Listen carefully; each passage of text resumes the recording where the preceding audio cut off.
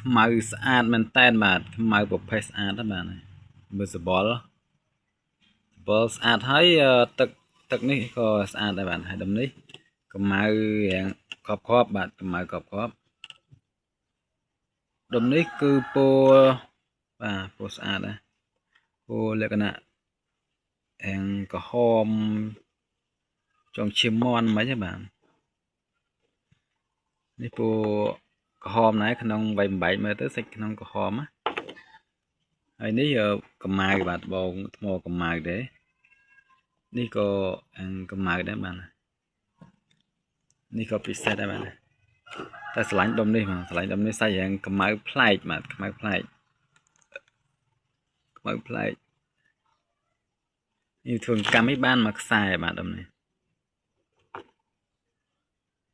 យើងយកធ្វើកម្ម5ធាតុអីមកដុំកាត់យន្តតិចផ្សំចូលគ្នាបាទ